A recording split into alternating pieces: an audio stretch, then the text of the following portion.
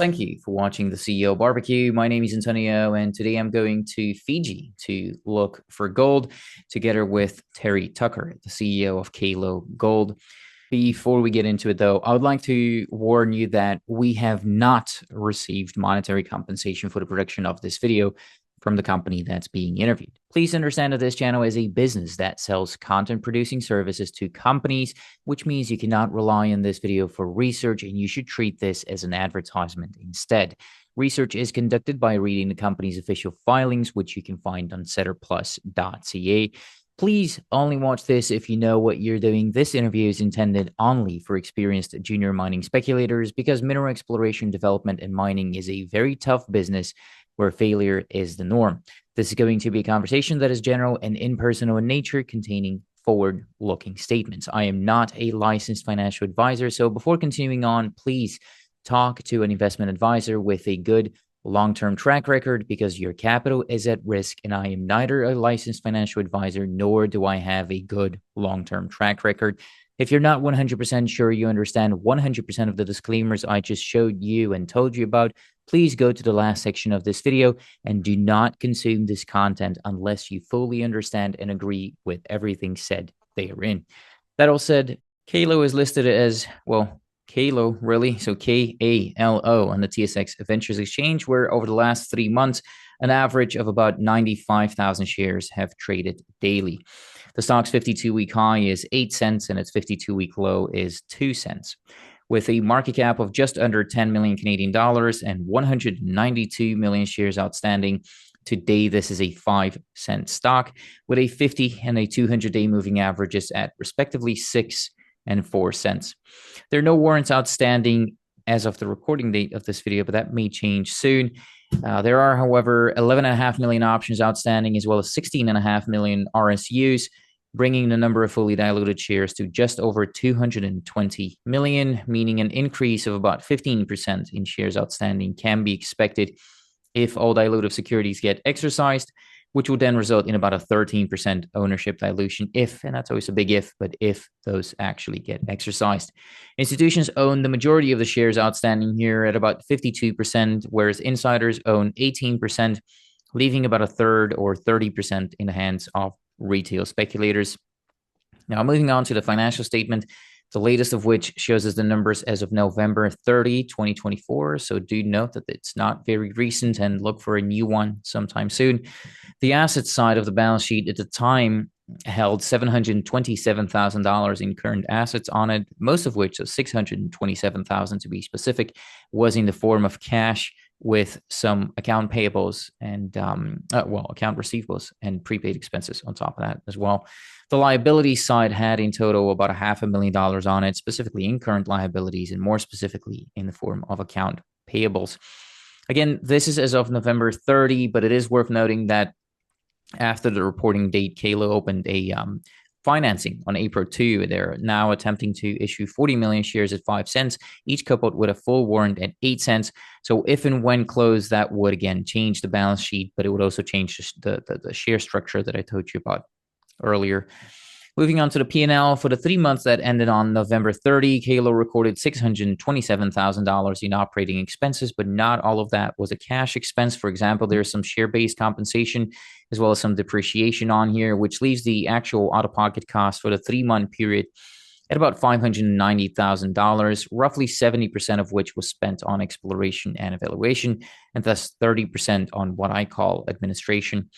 Diving further into the breakdown of the exploration expenses, note 11 in the financials says that it all went into the Vatu Arum project, which we'll talk about later. It's going to be the focus of the conversation. It's the one in Fiji. But there was no drilling happening during this last reported 3 months. That also might change soon. As to the administrative spend, about 72% of the money went toward consulting and management fees, with legal and professional fees coming in second. All in all, they spent about 180 grand for the 3-month period, which is an average of about 60 grand a month on what I would generally classify as G&A.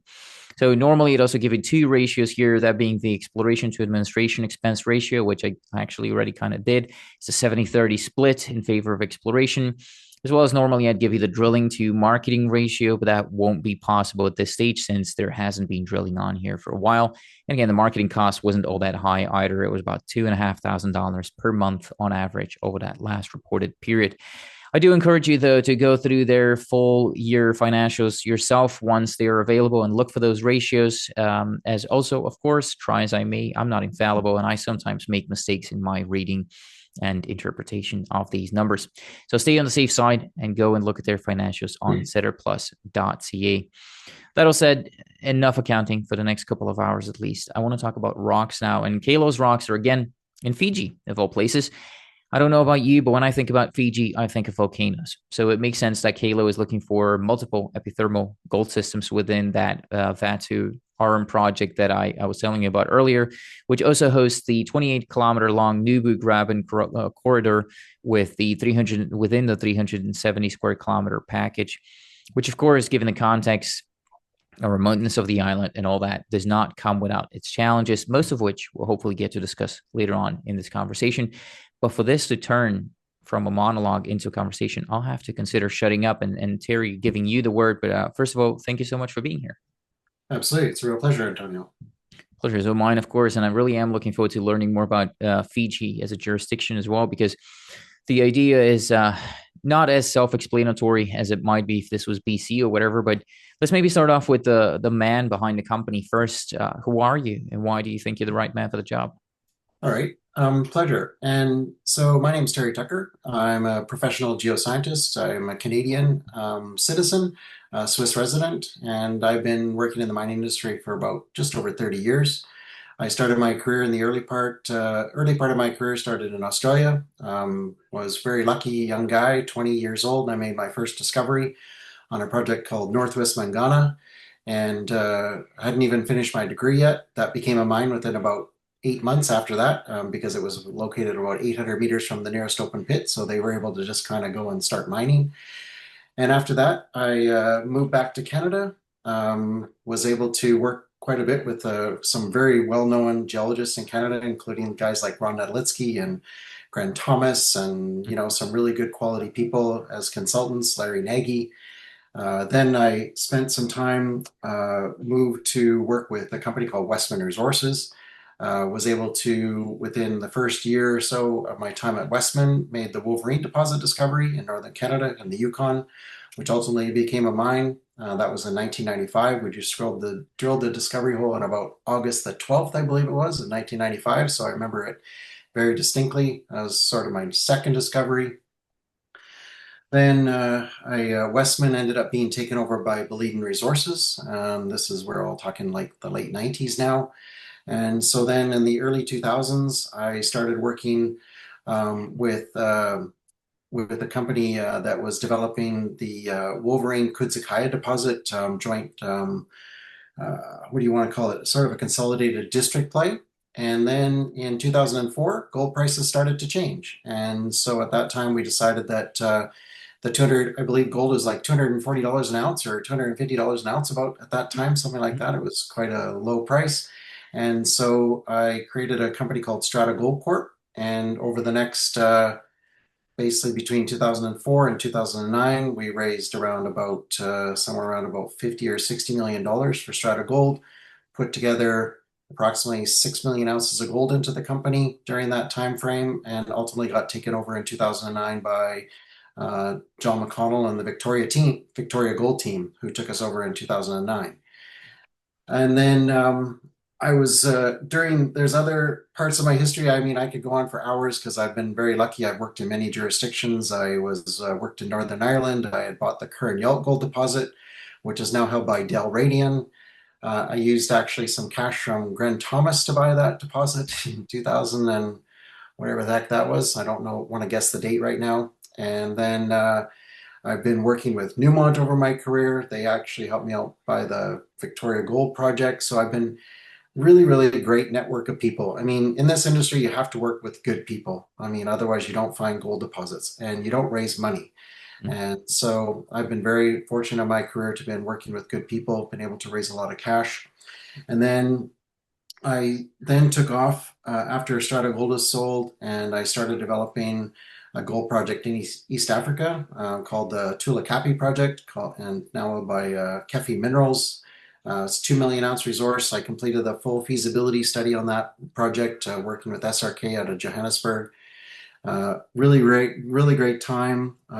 We put together a great resource, developed a really nice underground high grade target as well at that time, working with IFC, World Bank, International Performance Standards. Lots of really great experience that came out of that work that I did with Nyota Minerals. It was called at the time. It was a dual AIM ASX listed company.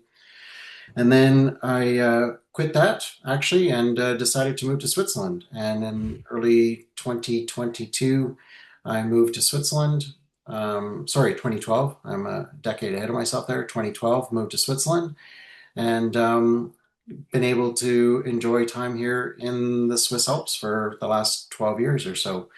And early part of my time in Switzerland was mostly involved in project evaluation work, helping out high net worth guys, different funds, just doing project reviews. There's not a lot of geologists here in Switzerland, so I spent a lot of time helping out different people here. And then I ended up getting involved with a small company called Southstone Minerals. Actually developed a project in Nicaragua, and ultimately now Southstone is. I'm still chair of Southstone actually, and we have a very high grade diamond project, alluvial diamond mine in South Africa that's actually in production. Have a full-time CEO based in South Africa that manages that project. And then in 2022, I was approached by a gentleman named Kevin Ma. And Kevin is the founder of Kalo Gold, where I'm now CEO. I accepted the position. I think tomorrow, the 17th of April, is my 3-year anniversary tomorrow, actually, of being CEO of Kalo Gold. And so I've been working with Kalo. Kalo has raised about $3 million during the time I've been CEO. And great shareholder base put into Kalo. We can talk more about that, Antonio, as we go if you want to know more about that. But we've been able to put in some really great institutional shareholders. You referred to that in your introduction with regards to the ownership. I think it's really important. Kalo really is a very strong technical focus, geological models, epithermal models, really very technical. And so we market very well to a very strong technical group, and they funded us during that time. And most importantly, I inherited like a terabyte of 30 plus years of exploration data that's been collected on this property from the early 60s to the 80s and the 90s and the 2000s. I mean, there's just a long history of exploration, probably around $30 million worth of work that's been completed on the Vatu Orm project. And so I spent a lot of time over the last 2 years working with a guy named Andy Randall, who's really he's an epithermal geologist based out of Canada, really responsible for Independence Gold's 3Ts discoveries recently and getting some great traction in northern BC. But I hired Andy in just short about 6 months after I started with Kalo. And over the last 2 years, Andy and I have been putting together a new epithermal gold story and really focus on something very different from what the previous geologists thought. We found that we really needed a new model. So to kind of get to the end of my personal story, Antonio, before we dive into the details, we've been very successful being able to put together that story. And that's kind of where we end up talking today, is that that's where my career path has taken me from sort of like when I graduated in long time ago, 87, I believe it was, till today. Hmm. And you have two Australian Shepherd dogs, which And I I don't know how do. that ties into geological success or not, but I kind of feel like it should. Yeah, Um, well, I was a farm boy from Alberta. Actually, if I go way back in time, I lived 20 years on a farm in central Alberta, and we had lots of cows and we had lots of Australian cattle dogs. So now I was like, I always knew that I had to have one of those, and as my new dog. And so I found a kennel in Italy that in Turin actually that breeds she breeds cattle dogs. So I adopted two of them during COVID, and now they keep me very busy and very happy. well, and it's also right now working on Kalo. You, unlike me, are not a one-man show. You've got a team with you too, and I'm specifically interested in your technical team. because Yep. you said it's a technically focused, very technically focused company. Have Yep. they worked and been successful in similar geologies before? Yeah. The key consultant that I work with now is a guy named Andy Randall. He's a PGO Canadian. He has a consulting company in Vancouver called SGDS Hive. And long story is that during my Strata Gold days, I actually hired Andy as a junior geo, moved him to Guyana. I actually didn't talk about that, but I had a large gold project in Guyana at the time in Strata Gold. Moved Andy from the UK to Guyana, said, "Come and work for me." He was did really fantastic, and then he ended up immigrating to Canada. This is like quite a long time ago now, and so I kept in touch with Andy, and I saw what he was doing with Independence Gold, and I talked to him, and I was like, "Look, Andy, I mean, I really need a person that understands an epithermal gold system." And I needed one that understood it in a tropical environment because that's a different kettle of fish than looking at a project in, say, northern Canada. I mean, different weathering, different, different. It's just different. You need to know things differently because, I mean, whenever you got, all the different types of alteration due to rain as you get in Fiji, I mean, that's a lot different than a glaciated terrain in northern Canada, for example. So Andy said, "Yeah, Terry, I can do this." And his expertise was he brought him and he's got a whole team of geos that started scouring through our databases, Antonio. I mean, it was a huge job. Data from Placer Dome in the 90s, they had an assay technique which was like, this assay technique. TVI Pacific comes, they did this assay technique. So we had to spend a lot of time really thinking about all that geology, and you really need the right people to do that. So I worked with Paul Harbage is one of my special advisors. He's the CEO of Faraday Copper. Paul and he's an advisor to Kalo. He came out of Gold Corp, and Paul has been fantastic. He's like, "Terry, you've got to compile the data." So about the 10th day after I joined Kalo, Paul was pushing me to do that. I work with also Dave Medlick, who's the CEO of K92, also in the Pacific Rim Fire. Dave Medlick is also an advisor for Kalo. He pushed me like, "Terry, we got to get this compilation work done. We got to figure this out." So between myself and Andy, Paul Harbage has a really great geologist named Tom Bissig that works for him at Faraday Copper as well. I put together another team, a guy named Jeff Hedenquist, who's a consultant, does lots of epithermal gold work in the Pacific Ring of Fire. So we put together a really fantastic, solid team of people that could get us to where we are today. We wouldn't be here today if it wasn't for all this team, that's for sure. Any executives, or do you have anyone senior from your team residing or to be residing in country full time? So Michael Nesbitt is a director of Kalo. He's not technical, but he's been involved in Fiji since for over 20 years. His family actually were the private co that was is how Kalo came to be.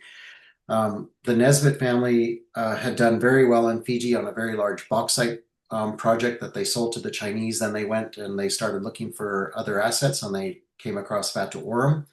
The Nesbitt family spent about $6.5 million privately on this property. And then in 2021, there was a RTO that was done with a CPC called E36. And that takeover basically became Kalo Gold Corp through that time. So not a perfect answer to your question, Antonio, but Michael Nesbitt has been on the property for almost every single exploration program since 2010. So like, sort of like 15 years he's been on the property. So if I need to know something, he's like my AI.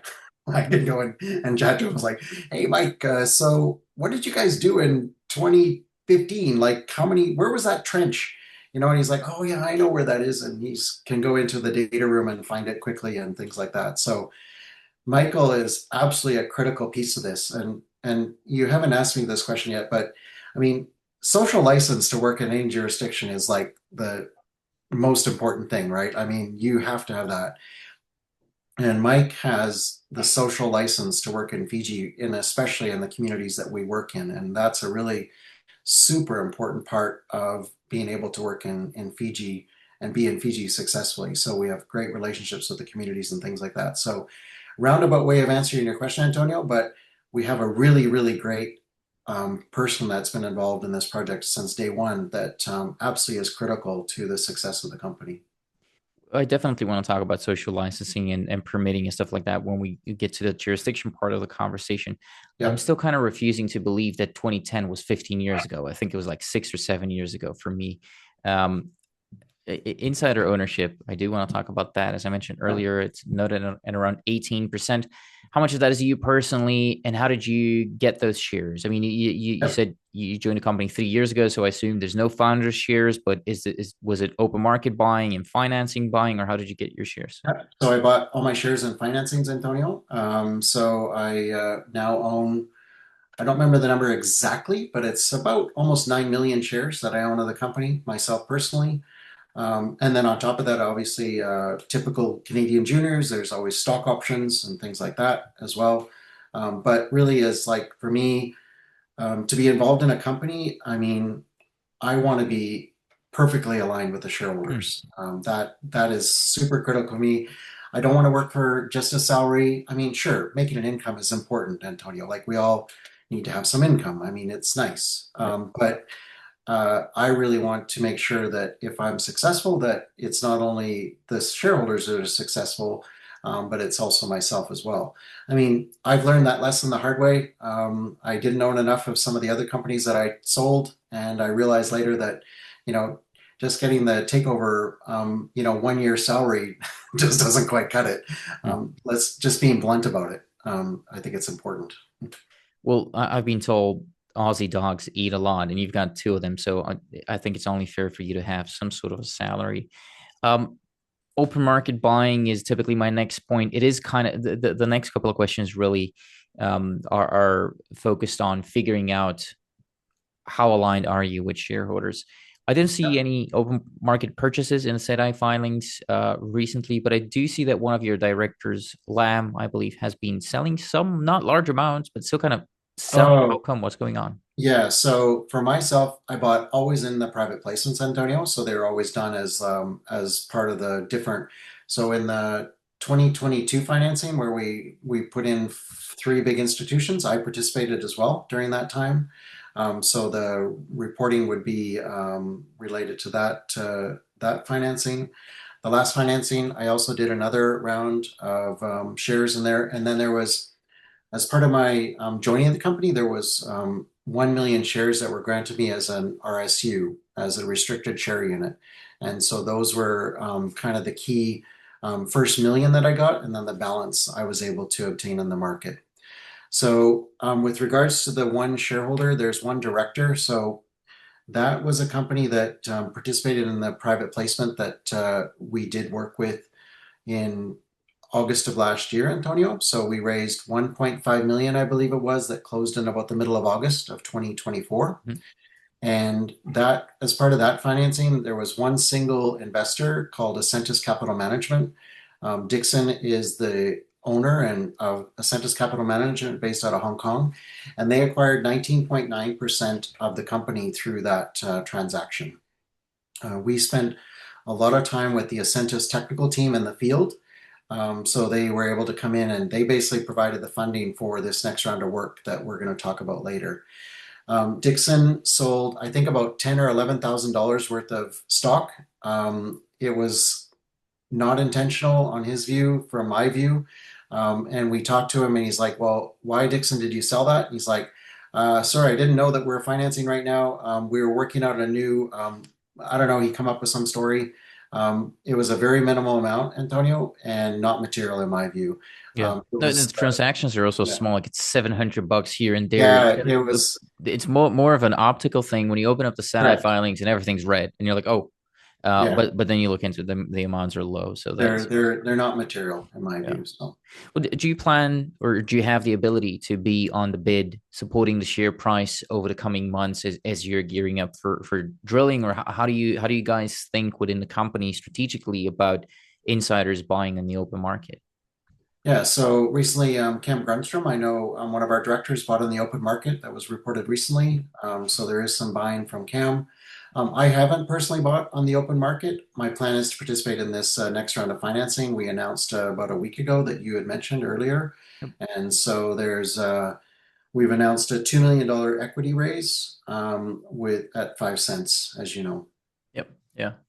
Do you? I think there's a balance within each company, and I think the earlier stage you are, maybe the better your dollar is not spent but invested through financings because you're actually giving it to the company instead of in the open market. So, Absolutely. so I see where you're coming from with that. Do you? I don't expect this to be the case for you because again, you didn't found the company, but you joined it later. But do you or any of your colleagues personally own a royalty on any of these projects? Now, this property is absolutely zero royalties, only the royalties that would be due to the government whenever a mining license is granted. Right. And we'll talk about that. I just want to know how much incentive the government has here. So I'll make a note Yep. to get to it later on. We're talking about incentives. How is executive compensation structured and determined here? Are your KPIs tied to share price performance or discovery or something else entirely? So compensation. So there's only three people that are paid in the company. There's myself, Kevin Ma, who's a CFO and also VP corporate development, and Kevin really, myself, I mean, I wear many hats. I market, I'm the CEO, I'm the geologist. I do everything that needs to be done to make sure this company is successful, technically. And Kevin basically runs the ship when it comes to financials, corporate governance, you name it. Kevin takes care of it. For example, on this financing that's coming up, Kevin will do all the paperwork. He'll push all the paper to get things done. So we don't have a corporate secretary. We really try to do as many things as we can as possible, Antonio, internally. And just to make clear, the last person is Michael Nesbitt, his paid compensation. It's interesting.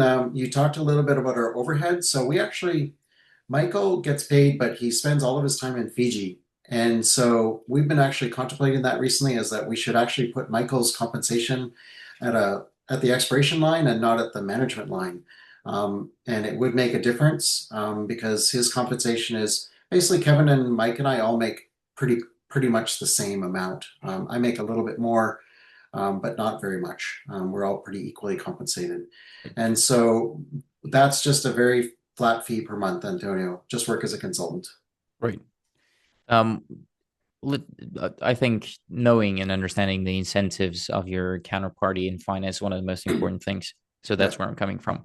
sure. And I'm glad we've been through this. I want to talk about the assets here more in depth, though. But let's maybe start off with the why first, or better said, really the what, as in what's the real business strategy here? Because it seems like you kind of shifted from a development pathway at Kiriaga, if I'm saying that correctly, to early stage exploration at Yep. Orm Prime and Co Kokeloa. So It's is actually the Dongaloa. It's if you can believe it. In Fijian, that C is pronounced as a D, so it's Dongaloa. Dongaloa? You Yeah, should just change it to a D. You're confusing me here.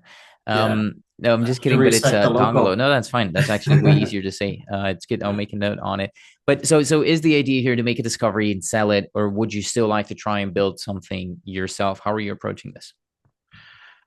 I love this question, Antonio. I mean, my expertise is finding mines. That is my goal in life. Do I want to build it? I am not going to kid you for 1 second that I'm going to build this. Let's just be very sincere about that. There is other people that are much more skilled to build this mine than me, Antonio. The value that I can create for shareholders at this point is that I want to take this $30 million worth of data. We went out there, we proved our model in September of this year. We were able to basically, in news releases in November, January, there's several in February. In 3 months, we took like 15,000 soil samples. We did 3,000 trench samples.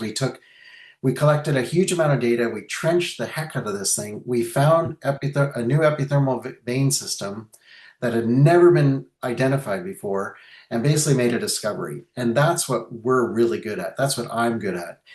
And what I want to do right now is that I want to get this next round of cash. I want to go out and we own our own drills and we can go out and basically start drilling within about 30 days after we close the financing. And I want to go out and make it a new discovery Hmm. in the Pacific Ring of Fire. And this is a jurisdiction, and this type of geology has really great potential to host proper economic gold deposits, really, absolutely, in my view. So then the shareholders will decide. For example, if you become a shareholder, Antonio, you'll decide, like, if someone comes and says that they're going to offer us X, the shareholders will make that decision about whether or not I develop it or not, right? Mhm. Can I finance it? Um, yes, if I can finance it, that's great. But ultimately, someone else is going to make that decision for us, probably. Well, you're definitely going to be part of the decision. That's really where I'm coming from Yep, with this question is thinking about, again, within the concept or the context, better said, of incentives, change of sure. control fees. Do you guys have change of control fees? What's the size? How is that determined? Yep, we do. I have a change of control provision in my contract, and it's basically just a one year bonus compensation, Antonio. So Okay. it's not. Is it material? Yeah, it's material. But what's much more material for me is my 9 million shares that I own of the company. That's the end game for me. That's the answer that I'm looking for. I'm happy that it's not a flat fee. I hope it's not going to change to a flat fee either down the road. So it's a good approach to have. How do you how do you get there from here on out? How do you finance it in terms of strategic thinking? And again, we'll talk about the specifics of this drill program, the money that you're raising right now, and so on and Yeah. so forth. But how do you think about strategically financing that JV or equity dilution if you had to choose one way? So that's a really good question. So there's as a junior company, you need to have many, many. I don't really like the saying irons in the fire, but I don't have a better analogy right this second. You need to have lots of options. So Kalo spends a lot of time ensuring that other companies, majors, mid tiers, know what we're up to. So, we make sure we have relationships with Newmont. We make sure we have relationships with K92. We make sure we have relationships with Oceana Gold. We make sure that they understand what we're up to. And those are the end game, right? Like that's, you always want to make sure that people that can buy companies know what's up. In the short term, I think I can create a lot of value for shareholders by going out and making a discovery. So I basically can put together a great technical story. It's very sound. It's very supportable by the data that we've been able to produce and the data that's we've reported publicly. And so with that information, we can approach people that understand geology, high net worth people that understand and trust me from the work that I've done in the past, other relationships, and those are the key things that I need to rely on now. I have a great banking team right now, and at 3L that I work with, geologists like Steve Tarrin, Michael Gray at Agentis Capital. We work a lot with Agentis. You want to work with people that can bring those opportunities in and basically come out and support what I'm saying technically, right? Because sometimes I think it's important that investors be able to go and talk to a mining analyst and be able to get a third party review, someone that's been to the site, like Michael Gray has been to site, so he understands the property. Quentin Henne knows what's going on with Kalo because he's very familiar with Fiji geology, for example, right? So these are really important things for me to be able to market that. So I want to raise the equity. I think shareholders should accept the dilution. I mean, is dilution fun? No, but it pays the bills and it goes out and makes discoveries, right? Like and the valuation is what it is. Like I don't like whenever juniors, I go and listen to so many presentations here in Zurich, Antonio, and I hear these juniors that say, well, we should be worth so much more.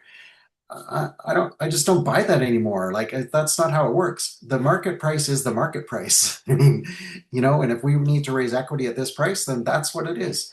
If you need to spend $2 million to go and drill 4,500 meters that I'm trying to do now, then we just do that. And that's how I can create value for shareholders. Is dilution fun is actually a good question. I guess it depends on how much dilution it is and what the size of the potential prize is. And I know it's early on and it's very hard to quantify that normally, but how long does it typically take to make a discovery in this setting, this part of the world, if you look at some of your peers? It's not a totally easy question, to be honest. I never promised it would be easy. Yeah, like exploration isn't easy, Antonio. It's a tough game, right? Like there's a lot more losers than winners, right? You know that well. I'm sure your investment portfolio has reflected that in the past. Sometimes you don't, sometimes they don't always win, right? Yep. That's for sure. But we can all accept that. That's we're all in this industry because we accept that. To get to your question, so in my view, like we're in a really interesting situation now where given the amount of historical data on this property in the past, we it put us really far ahead in the discovery cycle, in my view, because then we were able to take this information, be able to synthesize it, and like I had said, Andy and I go out to the field and we do this one soil program. We just did 1,000 sample test program in September last year. In 1 month, we went out and dug the first trench, and we found epithermal veins at the surface in 1 month based on our model, which had never been understood before nor accepted before. So I'll answer your question. The thing is now is that in order to prove that, I need to go and drill it. That's really going to be the fundamental thing. One of the earliest bankers, I worked with a guy named John Warwick at Paradigm Capital whenever I was financing Strata Gold. And he's like, Terry, man cannot see through rock. And the only way to see through rock is to go and drill a hole.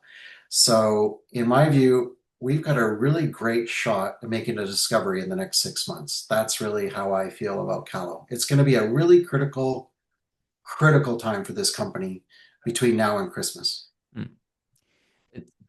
I like the framework that's called SUDS, shut up and drill, sweetheart. And some people like to change the last S to a stupid, not sweetheart. So shut up and drill, stupid. I think Sean Rusin from a Cisco Yep, works with that. But let's talk about the history of the asset here, Terry. How yep, did nobody beat you to it? I mean, if you like what you're seeing, this is the Ring of Fire. They're looking for epithermal stuff. It kind of makes yep. sense. If it makes sense to me, 75 IQ non-geologist, how did it not make sense to all the big boys that looked at it before? Only 75? You don't give yourself enough credit, I don't think. Come on. Did you do this? Did you actually do a proper exam for that, or where did you come up with that? That's just my wife's estimation of my IQ. My Oh, mom Mike's. would probably say it's about 150, so it's probably somewhere in the middle, I guess. All right, super. All right. Well, I will make a 30-year story very short. So this area, there was a very large regional geochem program that was done in whatever, like the 50s and the 60s. Hmm. Lots of good soil anomalies, things like that. You know, British Geological Survey, things like that. Then the country got flown by airborne geophysics. And then in the 80s, a company called Solpac started to poke around and follow up some of these anomalies. In the early 90s, Placer Dome got involved. And this is really interesting. Placer Dome sent a geologist from Nevada to site. Well, if you can imagine that geologist from Nevada, what's his expertise? Carbon-like gold Yeah. deposits. That's his expertise. So Vatuorum has quite a bit of limestone on the property. And interestingly enough, there's a lot of these limestones that are associated with big structures, and you're getting silicification of the limestone. So it's not dissimilar from what happens in Nevada. It's kind of the same. But they went and they decided to start drilling, and they were drilling this Kirianga deposit, which now has about 130,000 ounce resource. They started drilling that. They started drilling all vertical holes because they thought it was a flatline geological system. So they drill vertical holes, but now we know that all of the drilling was basically drilling around the veins, and you need to drill angle holes to drill across the veins, right? So that was a that was an unfortunate situation, is that they just didn't have the right geological model. Then TVI Pacific comes. So by this time, Placer Dome had drilled like 115 holes, I believe it was, Antonio. TVI Pacific came. They decided that they wanted to figure out whether or not and confirm some of Placer Dome's earlier exploration work. So TVI came in, they drilled a heck of a lot of holes. And I can't tell you the entire exact story, but TVI was involved in a very interesting gold project in the Philippines at the time. And that was a small, high grade open pit operation they were trying to build in the Philippines. And they came to the Nesbitt family and they said, look, we would like to take this 130, 140,000 ounce resource, and we'd like to build a small open pit operation on this. So all of the effort went into developing the Kirianga deposit. Uh, all the test drilling, metallurgical work, environmental work, uh, feasibility work. I mean, they just went crazy on trying to build a small open pit operation on this on the Kirianga deposit. So this takes us till about 2015, I believe it is, something like that, Antonio. They just drilled the heck out of the thing, come up with a resource, then company TVI Pacific fell apart and they left. And what was interesting is that the Nesbitt family, I talked to Mike a lot about this in camp, and that in about that same time, Newmont got really interested in what Kalo was doing as a private co. And the Nesbitt family had an opportunity. They had an opportunity to go with Newmont and do a big regional joint venture exploration program, or they had an opportunity with TVI Pacific to develop an open pit operation. And they chose to go ahead with the TVI deal. And so Newmont would have done, more of what we're doing now. They would have done, regional sampling, mapping, geochemistry, airborne geophysics. And, the Nesbitts decided that it would be better to get cash flow and let's work on developing Kirianga. So then 2015 rolls around, um, 2015, 2020. So then for the next 5 years, there was a couple of good geologists that started working on the property. They started spending money privately. As I had mentioned, they spent about $6.5 million, and they started following up all the geochem anomalies that had been developed outside of Kirianga. They started trenching. They started to do regional sampling, blank sampling, putting together other stories like at Dongaloa. They started working at Wainakoro, the target number 2 that shows up there. And they spent 5 years doing all that. And in my view, the just the idea of an epithermal gold system was known, but I don't think it was perfectly understood about where they were in the epithermal system. They just didn't understand that it was entirely vertically intact, and that you needed to look for things like selenium, and you need to look for arsenic, and you need to look for antimony, and you need to look for mercury. Like, I mean, I have assay sheets from the early days, Antonio, and all they assayed for was gold. So they didn't know about the arsenic, antimony, mercury, and things like that that we need to know about.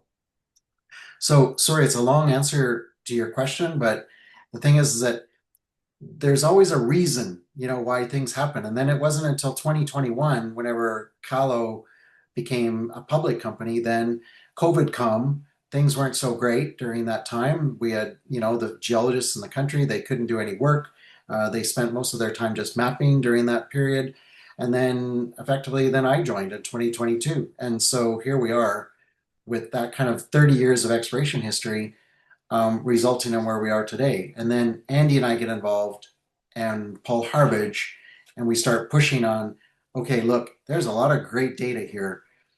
Let's figure this out now, and let's really focus on what's called the Namalau trend, and within the Nubu Graben. And fortunately, Antonio, it sounds like you've done enough homework. You know a lot of the words that I'm talking about. So, this Nubu Graben is really, really an important piece of geology, 100%, that wasn't well understood before.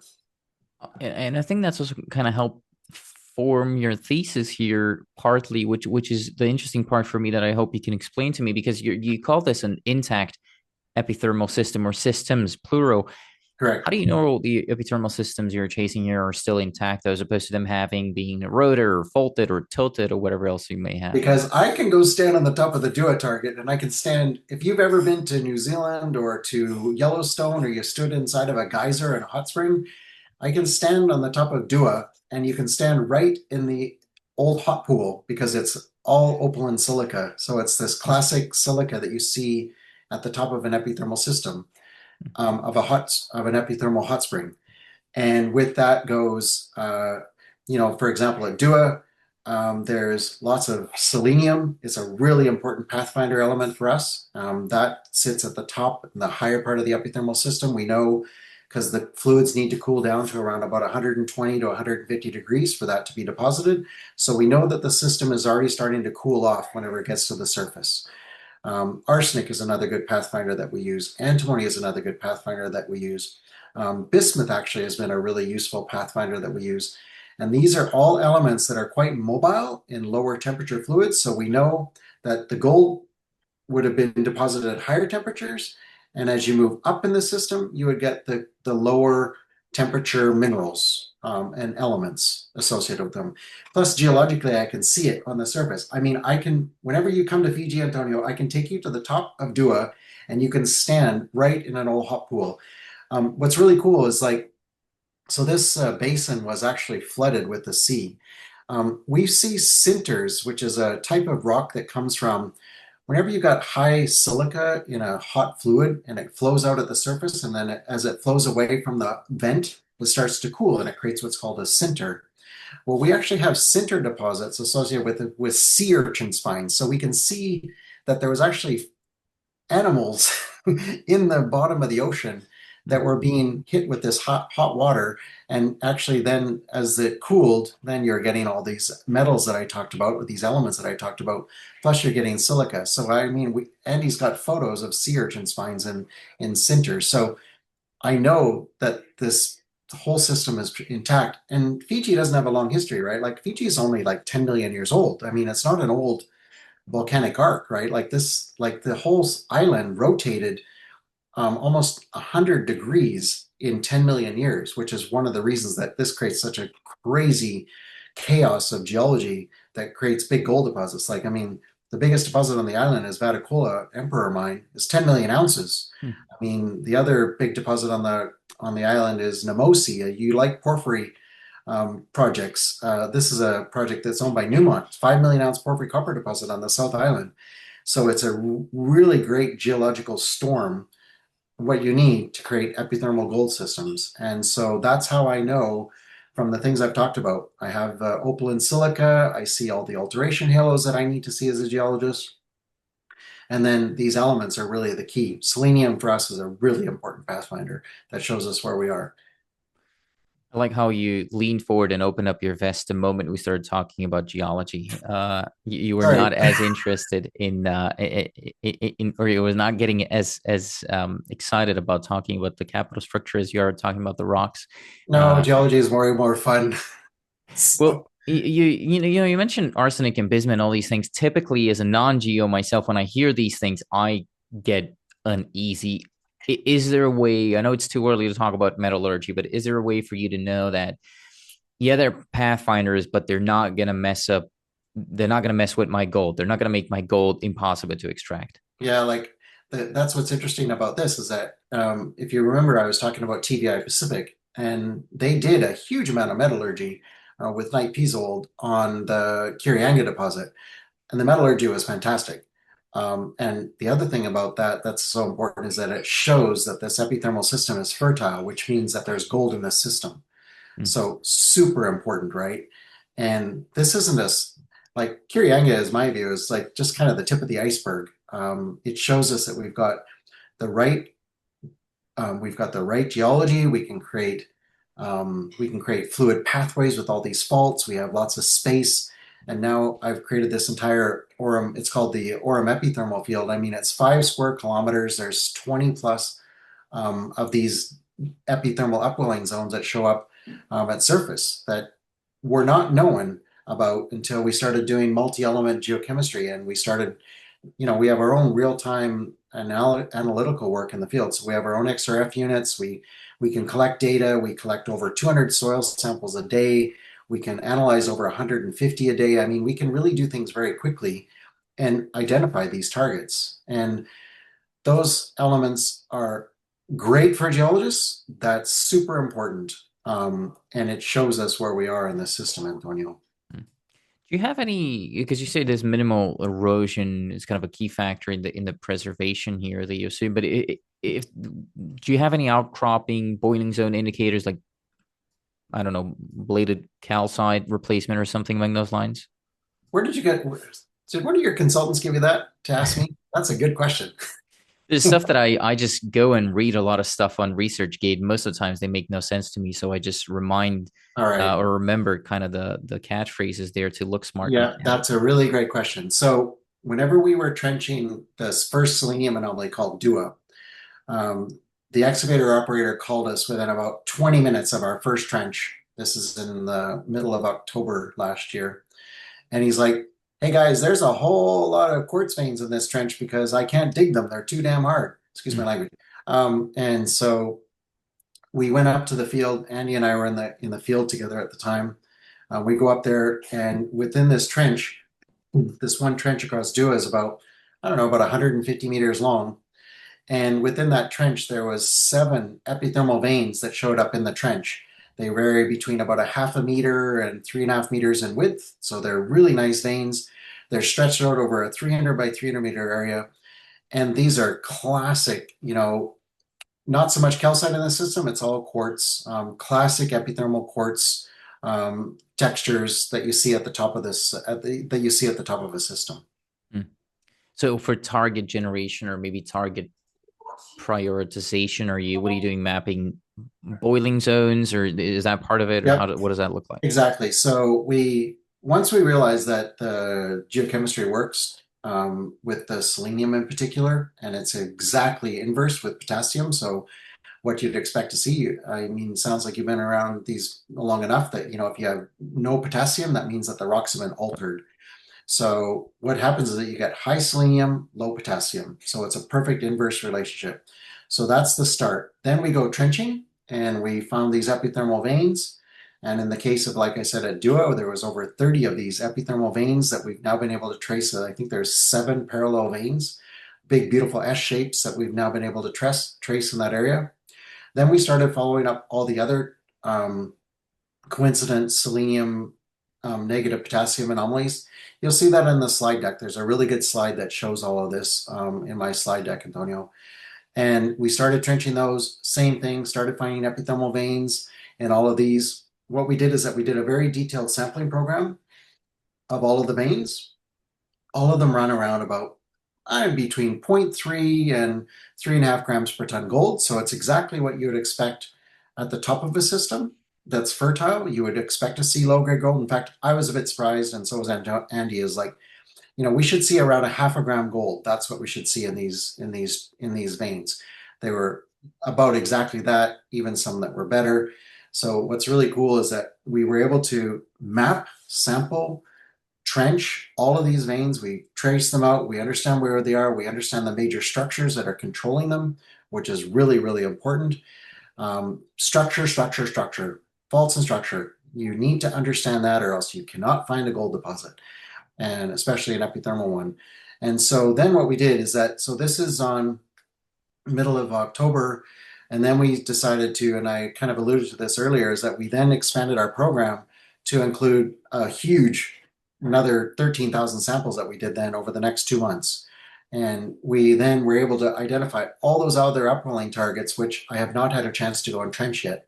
So as part of this financing, one of the key things is that we have all the drill targets ready on the Namalau trend, but then we will carry on with trenching because it doesn't really cost very much at all on all the other targets that we define. And you'll see on the maps I've got Loma and Buka and Vunasia are the other 3 big faults that we've got, which is exactly what you would see or what you would hope to see in finding a big gold system. Mm. Well, you do mention structural controls and stuff like that I want to talk about as well, because you mentioned fault aligned ridges and silicified zones at Dongaloa. But Yep. are those the conduits or the traps? And what does that tell you about where the feeder would be? Yeah, so we don't see any intrusions. So we don't see, but given the geochemistry and without getting into the nitty-gritty of that, we know that that the intrusion is going to be buried very deeply here, and that we're looking at fluids that have probably traveled at least a kilometer up from depth to get to where they are now. So that's really important because this is a low sulfidation epithermal gold system. That's really important. And so that chemistry is really distinct. We've identified that chemistry, we understand it. There may be a possibility that some of the northern end might become a medium sulfidation or intermediate sulfidation, but generally it's a low sulfidation gold system that we see. And the structure, the way Fiji was formed, without being able to draw on a map here, is that Fiji basically was South Island was north, and the South Island was south. Sorry, vice versa. The South Island was north of the what's now the North Island before, and Fiji has now rotated like this, and that happened in 10 million years. And so what happened is that if you can just imagine, you take all these rocks and you have to spin them, and then you stretch them. And so this created huge amounts of space in the Nubu Graben. That graben is super, super critical, Antonio, to what created this gold system. Absolutely fundamental for finding the structures that are big enough to host a big, big gold deposit.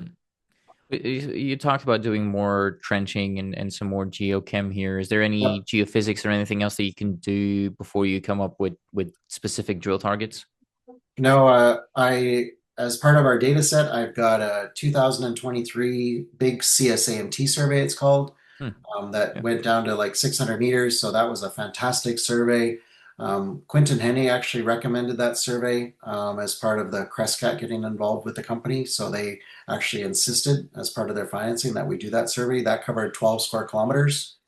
And so that is a really important survey. And what's cool now is that we did the survey and we couldn't quite connect the dots on the geology with the survey. So now that we've focused on the geology, now we can take the survey and put it on top of that. And now it all makes sense about what does the survey actually mean. So we understand, what do these resistivity lows mean? What does the highs mean? These are the structures. We really understand a lot completely now how that survey worked. There was a big airborne survey that was done here by Camelot. So I've got great airborne geophysics. It was a mag and a radiometric survey. So I have good potassium, uranium, thorium, and mag. So I've got all of the regional structures that's been interpreted by different companies over the years. Lots of IP that's been done. So long story short, long question to a short answer, um, or long answer to a short question. And we've got lots of data. I don't need to go and spend any more money on geophysics. It is most of the times actually the other way around. Long question and to a short answer. But would I, it I'm I'm not good at that. I always have lots to say. So when do you wanna go and drill it then in that case? I mean, you've got everything you need now. yep, Besides money, I suppose. If we assume that the financing closes the way you want it to, the 2 million bucks that you're raising right now, is that yep, going to be enough for you to go and drill it? And are we going to see some drilling this year? absolutely. So we own our own drills. One of them's in perfect working condition. The second one needs some work on it. The first one, I want about a month to get it ready. I want to, it needs to change the hydraulic hoses and, just do maintenance, get it running. But I want to I've been able to, I promise that we can get sorted out and drilling within 30 days after close of financing. Hmm. That's really, really going to be very quick. We have all the targets. There's a little bit of leapfrog modeling that Andy and I need to do to finalize some of the exact, X, Y, Z coordinates for where the color is going to go. And I want to do a little bit more trenching on Dua. We're actually going to follow some of the veins, and we want to do that to just track them out. But Dua is completely ready. Talo is ready to drill. Va is ready to drill. Those three targets are so with the $2 million that we've got that we're planning to raise. We've got about 4,500 meter drilling program. I suspect most of the early holes are going to be around 270 to 300 meters long, something like that. And that drilling can get started. So say we close at the end of April. Today's the 16th. Say we close at the end of this month. So like May. So the first part of June really is when we get started drilling. And then the key thing then is like obviously drilling the hole, the time that takes, and then assay turnaround is the biggest thing for sure. Our assay turnaround last fall, we sent all of our samples to Brisbane in Australia at ALS, so they're done Okay. there. We can't do any prep in Fiji. There's no facilities that are compliant, for example. So we have to send out whole or half core that'll go to Fiji to go to Australia. And that usually takes around about 5 weeks from the time they get there to get a fire assay, something like that. Would you say 370 meters long holes? What kind of vertical depth are you thinking here? So that's I would let's just assume that there's six minus 60-degree holes, Antonio. So they're all going to be, somewhere around about, oh, whatever that works out to, 175 to 200 meters vertical depth, Hmm. something like that. How much is that drilling going to cost? I mean, it's not going to be deep. You've got your own rigs. Hopefully, you can fix that other one and do a two rig program. How much is Yep. that going to cost you per meter, assays, and everything all in? So without assays, it's about 225 a meter. We have a really good drilling rate, Canadian dollars, that is. With assays, obviously, it depends on what you hit. So say you hit a 30, 40 meter intersection there, that's 30 samples. You have to guess kind of around about 80 to $100 a sample, something like that by the time it's shipped there. So you can do the math, right? So it's not unreasonable. It's just normal industry standard sort of rates. Right. Okay. Um, so the 2 million, what does that mean? You're going to make me do math off the top of my head. I need to get I my did Excel. about I budgeted about 4,500 meters, Antonio, for that 2.5 million or for the 2 million, and that'll also include some of the regional sampling that I want to do. I want to move along the Dongaloa target. I want to move the Wainakoro target along, but most importantly, I need to move along the other targets within the Orem epithermal field that I want to do. But that can be done concurrently. We have two full-time geos that are in the field, so we have three that rotate on 4-week schedules. So there's always two geologists on site, and so that works really well. So basically, one geo on the drill and one geo working on the trenching and other work that needs to be done to advance the other targets. You just said 30 to 40 meter intercepts, for example. Is that what you would consider success, like 34-meter intercepts of let's say a couple of grams of gold? Or what would you consider success? Like if we were talking 3, 4 months from now and you've got some assays, what would have made you happy? Well, you're trying to make me. That's a very forward-looking statement. Is there going to be a big disclaimer on the bottom of what Sure. I Yep. say? Yeah, there always is. And it is forward looking, and a lot of the things that we talk about are Yeah, forward looking, but there's also a disclaimer at the beginning of the video, too. So, yeah. Like from my point of view, like I'd really like to see a 10 to 20 meter interval of sort of 5 to 7 grams. That's kind of what I have in my goals. okay. And then if I know we're not in Australia, but if your dreams come true, how big could this thing get from an exploration size perspective? Or these kind of systems? Again, you don't have to. You're not committing. You're not saying that that's how big it's gonna get. But these kind of Yeah. systems, how big do they get? So in our slide deck, Antonio, if you look, I compare geologically. This compares almost perfectly to OceanaGold's Wahi mine, their Martha mine in New Zealand. Exact same geological setting, same structures, same style of veins, same style of alteration. So that is a 10 million ounce gold deposit. So Newmont actually owned the Wahi mine before Oceana. They mined about 5 million ounces from an open pit at surface. I don't remember the exact grade of the pit. I'm apologies. I actually should have known that, but I don't know that right off the top of my head. And then Oceana bought the asset and they continued on with production. There's about 1.5 million ounces right now measured and indicated. I think they've still got another couple million ounces to go. They're spending money on exploration. So I would really like, if I had hopes and dreams and, end of the golden rainbow sort of caveats, it's like, I'd like to see this as a 10 million ounce resource. Hmm. So big dreams and big aspirations. But then again, I would have to go back to thinking about JV, right? Like, how do you find it? How do you move it along? Because for you to drill out 10 million ounces or anything really remotely close to it, you're gonna need a lot of money. Huge amount of money. Yep. So what would be a good would it be a good stage after this drilling to start thinking about potentially getting a strategic again, either equity or asset level? Well, you made a perfect comment at the start of this, and you said, like, usually you get out before someone announces a resource. So, um, I I would have a very similar strategy to that. Let's go drill the heck out of this thing for the next 18 months. So we finance now, we drill and spend this money between now and September, October. I'm sure we'll do another financing in the middle of the summer on the back of some of these drill results. There's no doubt about that, assuming that obviously that they're good. And then, in my view, is that you would definitely want to keep drilling and show the potential of some of the other targets. I think that the game here is going to be trying to decide how far along can we move along, for example, Dongaloa and Wainakoro, to show that there's not just the Orem epithermal field that has the potential of, say, like just being completely forward looking. Say the Orem epithermal field has my 10 million ounces, like we talked about at Wahi and Oceana Golds in New Zealand. If that is that, then there's really great potential for both Wainakoro and Dongaloa to have a similar type system. Now, I'm not going to ever say that there's three times Wahis. That's just out of, that's, I'm not there yet. But if we can start to demonstrate that those other targets have potential, then let's say we have the same conversation in April of next year, life will be very different for Kalo at that point, I think, Antonio, a year from now. It will be interesting to pick up the conversation at a later point and see how much of that happened and how you're moving it along. I want to talk about Fiji as a country. We didn't talk about topography actually much. It is an island. Again, I think Fiji, I think volcanoes, I think Yep. difficult terrain really. How's topography? How's accessibility for you?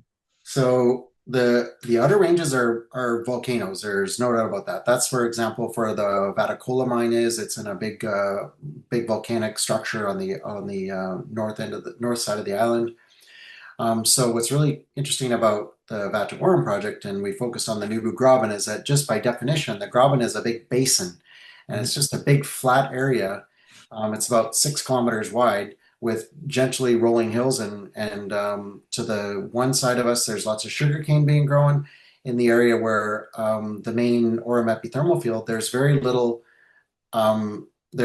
topography. I mean, I think that the from the bottom of the valley to the top of the highest hill is 40 meters. So, I mean, there's just no terrain here at all. It's just gently rolling hills. Hmm. How's the infrastructure? Do you need to get a generator out, or how do you get So water we power? have our camp. We fly to Lambasa, which is commercial flights. There's 2 or 3 flights a day from Nandi, one or two from Suva a day. So it's quite easy to get to commercially. And then from there, it's a 1 hour drive, 50% by paved road and the other 50% on a well-maintained gravel road. And then for example, in camp, we have grid power to camp. So we are connected to the grid. And so in the short term for exploration, we have all the infrastructure that we possibly need. No problem at all. Is it expensive to get in food and stuff like that for staff because it's a far away island kind of thing? No, I mean, there's lots of agriculture where we are. So, like, I mean, so for example, when I was there last time, a guy that's just on the other side of the property, he's growing pineapples. So, if we needed pineapples, we go and buy, 20 pineapples from that guy. There's a local market that has every type of fruit, vegetable, tomato, you name it, everything's for sale at the local market. Lots and lots of food. The most expensive thing for us is meat. Protein is definitely the most expensive thing for sure. But fish is really common. Just on the north side of the property, there's a fisherman that provides us with our fish. I mean, we eat really well. Great seafood. Doesn't cost any more than it doesn't cost very much to live in this part of the world. So there's absolutely no stress with that at all. I'm trying to pull up the map just so I can and have a look myself, but it's about 400 square kilometers that your land package is, so it's big. Yep. It's across multiple villages, populated areas. On Google Earth, I see schools and whatnot. It goes up to the beach. Yep. How socially sensitive is this package? So this is a great question that we kind of talked about a little bit earlier, Antonio, but Mhm. the main Vatuorum property covers probably, I actually have to guess a little bit. There's probably about 40 landowners on that property package. So big landowners. And I'm happy to share a map with you that shows that. And what we do is that we have access agreements with each of these landowners. So, for example, I have a country manager that's there right now. We're out having conversations with all the local landowners. We provide a compensation to them for access to the property. None of these things cost more than a few $1,000s for a year. Like it's just very reasonable costs. And for the main landowner that we work with, on Vatu Orem itself, or sorry, at the Orem epithermal field, or Orem Prime, it's called. There's one landowner, really great relationship with him. He's a super nice guy. Him and we had a really great Christmas party with them. With his daughter came and the family and the aunts and uncles, and just a really good working relationship with them.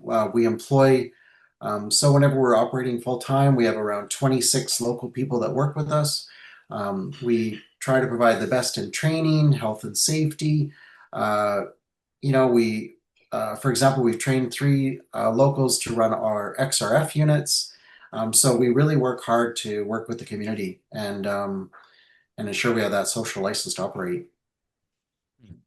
And is it an actual license and an agreement that you have to sign, or is it just making sure everyone's happy? Yeah, it's a proper land access agreement. It's a formally regulated access agreement. Mineral Resources Department wants to see all of that information whenever we do it. So it's a very controlled and very transparent process. Hmm. How much involvement does the government get from the? You mentioned something in terms of a royalty earlier on. What do Yep. they? What do they want? What do they get? Yeah, so we work with, so right now we hold two what's called special prospecting licenses. And whenever you convert that to a mining license or a portion of it to a mining license, then the government has a 5% royalty and then very standard corporate taxes that would be paid in that 25 to 30% range, something like Right. that. What about permitting from a government perspective? Is it something that they can do to slow you down? Is it something you need before you actually go and drill? So all of the permits are in place as part of our, whenever you apply for the special prospecting licenses, you basically put a work program together and a budget. So all of that is formally approved as part of the actual permit being granted. So everything is already permitted and approved for all the work that we need to do. Like indefinitely, or For the duration of that, so for the duration of the permit. So for example, we just renewed last year our one of the permits that covers the Orem Prime. That's a 5-year permit. We have a 5-year exploration plan, which includes drilling and trenching and mapping and sampling and all that work. And all of that is permitted through the duration of that permit. And then towards the end of the expiration of the permit, basically, what you do is you go back and make an application for a renewal. And Kalo has had a 100% renewal rate. All of Fiji has a 100% renewal rate. And as long as you've maintained and done the work that you said you were going to do, then your permit gets renewed. okay, so you do have working commitments because I was about to ask you about holding costs, which I believe are low in Fiji, but you Yeah. probably have some working commitments, or what does that look like? Yeah, it's holding costs are very low. For example, so we just renewed our SPL 1511. Actually, there's a news release about it a couple of days ago. We just renewed that. And that, for example, cost 5,000 Canadian dollars per year for the Hmm, renewal for a 3-year permit. okay, And then what we do on top of that is then there's the work commitments. yeah. What the work commitments are that they're kind of negotiated, so it's nothing fixed that they say, oh, you got to do at least that amount of work. Yeah, it's based. The good thing is that we have a fantastic relationship with MRD. So, and they have geologists on their team, and they know that. So, for example, at Dongaloa, we need to go and do soil sampling and trenching. So, in year one, you budget for soil sampling and trenching, which is an amount of whatever. Year two, you say you maybe want to do some more geophysics, for example, or you want to do more trenching, or you want to drill 10 drill holes and you put that in. And then year three, you say, yep, we want to do more drilling in year three. And you basically lay out a proper program that's based on results, and so it's, it's thought about, like Right. it's within reason, right? So that's what I really like about working in Fiji. Hmm. So they understand the business. Is there anything that could, it seems like a good setup here from a government perspective. Is there anything that could challenge that up in the near future? Like, are there elections coming or something, some political winds switching, or how's that situation? No, we work with MRD literally on a daily basis. We understand what's going on. Politically, the situation is very stable in Fiji. There's no, I mean, for example, Vetacola mine has been operating since the 30s. So, there's been no changes in my view with regards to mining law or anything like that that causes any stress for me. Hmm. Um, Good. So based on what you're telling me here, oh, tourists. I didn't ask you much about tourists. I believe it's the southern islands that are the touristy place.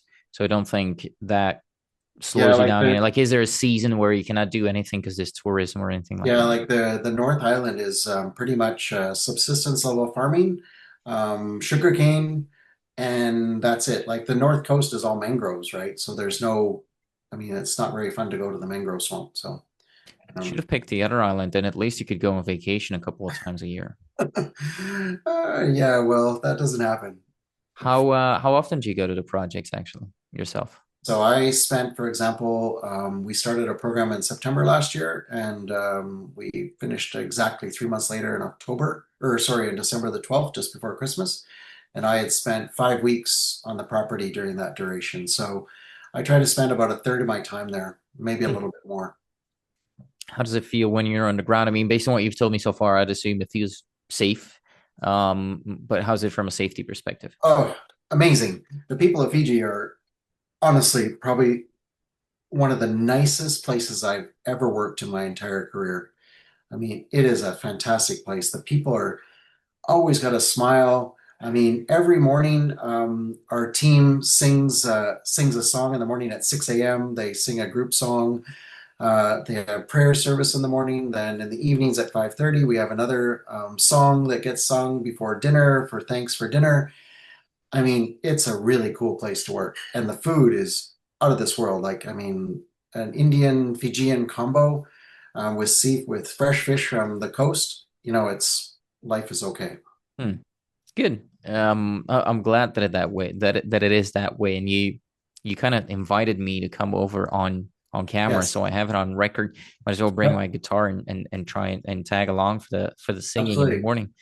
Um, we've talked about most of the things here. Money. We talked a little bit about money. What about G&A? I mean, you said it might go down, but then I mean, if you're ramping up drilling, it's probably going to go up from that. But what are you budgeting for G&A?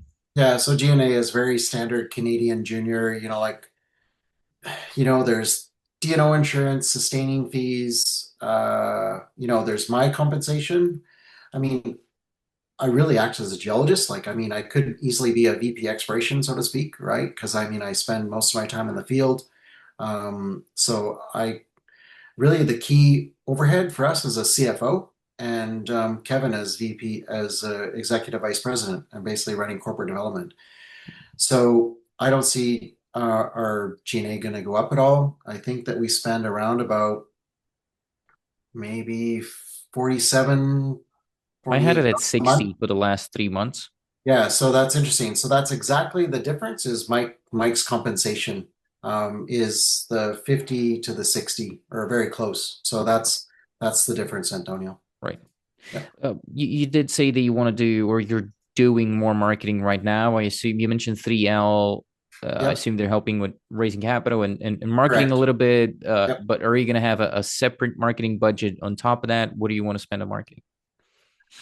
Oh yeah. I mean, well, marketing you could spend from 0 to 200 in a day, right? Like Mhm. it so I don't really know how to answer this to be politically correct, but I find that it's very difficult to find a balance between how much you spend on marketing and what you actually get for it. This is the hardest thing I find to quantify. So, for example, if I go to my board of directors to make my point and I say I want to drill a 300-meter hole and it's going to cost $100, okay, I see what I'm going to get for the $100, right? And if I go to my board and I say I want to spend 50 grand on marketing, so how do I value and quantify that? How do I say that, does the market cap go up? I don't know. Do you get more clicks? Yeah, but does that mean anything?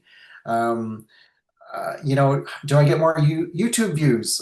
you know, um, does it mean anything? So it's really hard to answer your question if I'm being 1,000,000% honest with you, Antonio, because that's the only way that I am. And I'll just be sincere, is that it's hard to quantify and hard to value. But I recognize that as a CEO, it's super important for people to be aware of this story. I get that. And I realize that it's not something that can be kind of it's not easy to put a dollar number beside what you get for what you spend. So without going on and on about this, because I could talk about this conversation in an entirely different hour-long conversation about marketing, because I'm pretty passionate about that. I think that if you have a good website and you have good visuals and you allow people to see me and ask me questions on a situation like this, Antonio, I think this is great value because you kind of can be their eyes and ears, so to speak, and you can ask me the hard questions that maybe they want to ask, or maybe they've given to you for someone like yourself, for example. And I like this kind of marketing. This for me is very important.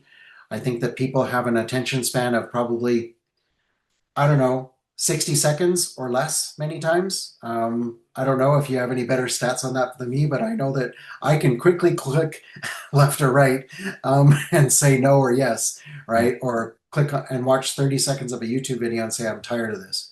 So I don't know if I exactly answer your question. I could even turn it around and say, how much do you think that I should spend on marketing to create value for shareholders? What do you think? I'm an accountant by education, so I think in terms of ratios and the ratios that I brought up at the beginning, I like to have a nice split between what you're spending on exploration versus what you're spending on G&A. So the 70-30 that you were spending, again, that's going to change because you're going to be drilling now. I like it closer to 80-20. Then from then on out, I think marketing should be a portion of your G&A, but not a whole lot. And it's actually more qualitatively than quantitatively. So I'm more interested in what do you want to do for marketing? What kind of conferences do you want to go? What kind of promotion would you gear up for? So I don't have an exact number that I can say, oh, every company should be spending that much. I think it's a percentage of relative to your total spend and also a percentage of relative to your market cap. I mean, if you're a $2 million market cap company, you aren't, but there are companies like that, and then you spend $1 million on marketing because you want to raise capital before you go and drill. Then something's off. If you spend 200 grand, that's still 10% of your market cap is way too much. So it's difficult, and I don't have to be politically correct here. So I can just say that the vast majority of marketing is a waste of money. Obviously I biased agree. myself that way, but the vast majority is a waste of money. And there's absolutely no way to measure it. You can do anything. And especially if someone's promising you something, as in, we're going to give you that return, we're going to give you that volume in the stock price, or we're going to give you that move in the stock price, or whatever it might be, No. then things might be going the wrong way. So I have a lot of thoughts about that too. But again, I'm mostly interested in the qualitative aspect of it. Hmm. What are you doing for marketing? More interested than what you're spending on it, as far as it's not egregious. Like if you just came and said, out of the 2 million that we're going to raise, we're going to spend $1 million on marketing, I might start, getting it easy. Yeah. Yeah. So I work with a group right now, Fairfax. They've been fantastic getting our all of our marketing materials sorted out. I mean, really, really great team.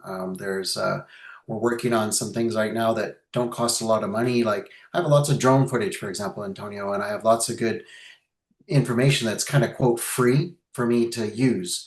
And if you can wrap a 2.5 to 3 minute text around that, then you can create things that are of value that actually, in my view, can get views and can get people to understand the Kalo story. Um, I think that I think that you really need to be able to clearly present your story and make it understandable for not for everybody, right? Like that this business is very technical, right? Like it's really like there's a lot of things that you need to think about. And it's not just about red dot maps with, beautiful geophysical maps that have, drill red. Like I mean that's not how it works. Like you actually have to be you have to be able to explain things so that people can understand. And I think that Callow does a really great job at that. Like right now, we work hard to ensure that people get our story. Hmm. Now, the platforms that we communicate that on, I need to do more work on that. But I'm not a big fan of conferences to answer that question. I think that spending 15 grand to stand at a booth, oh boy, it's tough. I'm not super favorable to that. I really love one-on-one meetings. I think that that's great value. There's certain conferences that really do well at that, as long as you meet the right people. And that's a critical piece of Yeah. this. That's something. It's a topic that I can keep going on and on and on Sure. about. Yeah. And these interviews that we do are long and in depth on purpose. They attract a certain audience that's just being beneficial to my personal life. I mean, the people that I've met through these things, a different kind of person clicks on a 2 minute video than the person who clicks on a what this might be an hour and a half probably at this stage, or 1 hour and 15 minutes or whatever. So, yeah, but I can keep going on and on. It's an interesting topic for sure, Yep. and It it's important is. for me to just more, see how you think about it. Okay. Um, what else though? I mean, again? We've talked about a lot of things on here. Just going through my notes. What keeps you up at night? I mean, nothing's really ever perfect. This is early stage exploration. If you could Yeah. wave a magic stick and make risk go away, what do you wave it at? Oh, that's the question I ask every Canadian that comes to Zurich and gives presentations here is what keeps you up at night. Um, yeah, like, I mean, there's lots of things that keep me up at night. Are we going to successfully close the financing?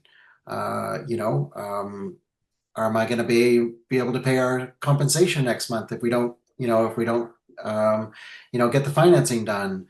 Uh, you know, those are all things that are really important.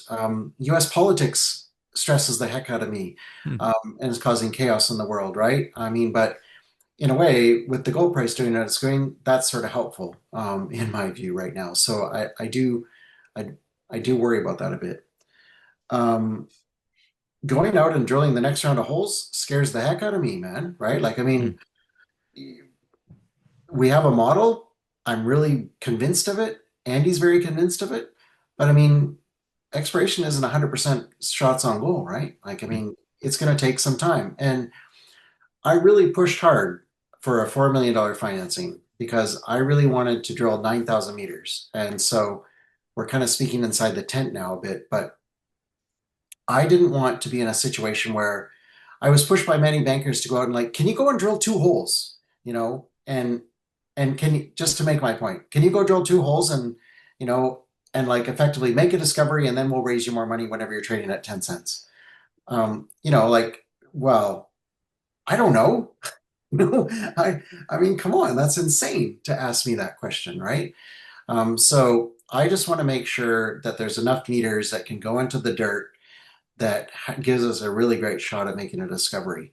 Is it going to be the very first hole? I don't know. Is it going to be the second hole? We got a great shot at it.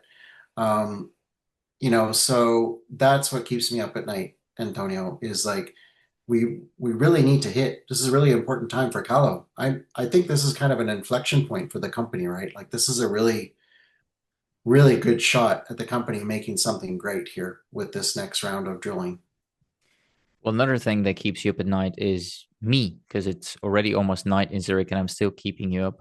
Uh, 21:45 now. So, but same time for you. So, but let's work toward wrapping it up. What am I yep. forgetting to ask you here, Terry? What did you come here hoping to talk about that I failed to bring up? Um, I think there's an opportunity, Antonio, where we could put more context to the conversation, with regards to actually being able to, show your viewers like visually what we're talking about. I think that opportunity would be nice to do at some point. Obviously, not today, but I think I would like an opportunity to kind of show you a few reasons why I think what I think. I tried to explain it in words. Sometimes words can just be like, here, and a picture really helps a lot. And you ask me things like, terrain and topography and people and things like this. And I have a really great way to show you visually what that looks like, Antonio. And so I would say that if I was disappointed in anything, I wish there was an opportunity to do that. But I'm also respectful that this is kind of the first time we've met. And I think it's important that I get to know you and you get to know me as well. So I respect that. Well, I am looking forward to a conversation sometime in the future, and I really do appreciate your time, Terry. So thank you so much for sitting down with me. All right, pleasure. Have a great evening. And as always, thanks to everyone for watching Resource Talks. I have a couple of more things to say, though. The fact that this company was interviewed here today does not mean that they're necessarily a good or a bad company. I'm not here to endorse nor attack anyone. I am simply here to ask some questions. If you find that I have failed in asking a question that you would have liked to hear an answer to, which will happen as I'm not an experienced interviewer, please let me know and I will try to correct that mistake in a future interview. As mentioned at the beginning, please understand that mineral exploration and development is an extremely risky business. Losing money is the norm and should be the expectation. This is a very complex sector, and the performance of individual companies typically depends on many different moving particles, including company-specific factors like geology, financing ability, and many others, really, as well as particles that are outside of the company's control, like geopolitics, macroeconomics, commodity prices, and many more, most of which are nearly impossible to fully understand. Moreover, these companies that typically get interviewed on Resource Talks are in the pre-revenue stage, which means they rely on the public markets for the financing of their operations, which could result in shareholder dilution. Furthermore, as a general rule of thumb, you'll be better off understanding that all company communications online, albeit this interview or their website and their presentation and their social media accounts, or even the social media accounts which you thought were your friends and then told you about a stock, everything really that these companies do is intended as marketing. And although I do not make buy or sell recommendations because there is a clear conflict of interest given the nature of my business, many out there do. And you should be aware of that inherent bias and you should be careful out there. That bias is not always going to be clearly disclosed with everyone out there. So it is safer for you anytime you're watching any type of company specific content to approach it with a dose of skepticism and assume that the party telling you about it is biased in at least some shape or form, because there will always be a bias, again, albeit clear or not. So always ask yourself what the incentive of your counterparty is and never rely on them regardless of their incentives, but instead double check if what they're saying is true, again, by using setterplus.ca. The fact that I have no idea what I'm doing should already be clear to you at this point. I am not saying this to make jokes or laugh with myself. I just simply do not have a long enough track record of consistent investment profits. So I should, under no circumstances, be considered an authority on anything. Again, although this may sound amusing to you, believe me, it is not amusing and it is not intended as a joke. I'm simply pointing out a fact and warning you not to rely on anything I do or say. Unfortunately, at least to my understanding, nobody out there has any special abilities. The CEOs do not possess any superior knowledge, and they cannot know about what will go up, what will go down, or what will go in circles. Some people even believe that to be rule number one on Wall Street. Nobody really knows. None of us know whether any of the company's activities will result in a success, again, given that we're talking about high-risk activities where most of the times it ends in failure. Also, unfortunately, try as I may, I won't always catch all red flags or all challenges with the companies. So even if I did ask a few tough questions in here, don't rely on this being all of the tough questions. Again, these are complicated startups with many moving parts, and I am conflicted given the nature of this business. Therefore, I cannot guarantee the quality of anything presented in this video, and you cannot hold me responsible for any losses or damages stemming from the way you decide to use this interview. Viewers, listeners, and readers acknowledge and agree that the information presented herein did not constitute a solicitation or an offer to buy or sell any security or investment or to participate in any trading strategy. Resource Talks and all parties involved in the management of the business strictly disclaim any and all liability for losses and or damages, whether direct, indirect, special, or consequential, or other consequences, however so caused, arising out of any use or reproduction of the content published by Resource Talks or any decision made or action taken in reliance upon it. By consuming this content, all consumers vow to release Resource Talks and all parties involved in the management of the business from all claims, proceedings, or consequences. This is all to say, I know it's a lot of lawyer talk, but this is all to say that you shouldn't blindly trust me or anybody on the internet, and you should do your own research. Once again, social media is meant for entertainment. It is setterplus.ca where you do your research. That's where you'll find the company's official filings, and I encourage you to read and analyze the Management Information Circular, the financial statements, the Management Discussion and Analysis, and whenever available, the NI 43-101 technical documents. If you don't understand everything in those documents, the chances of you losing money are even higher than they normally are in this space. And as mentioned earlier, the chances of even the best analysts in this sector losing money are extremely high, since this is venture capital and it is not for everybody. I'll leave you with one of Charlie Munger's quotes, which I wish I had listened to more often earlier on, which says, quote, "If you don't understand it, don't do it."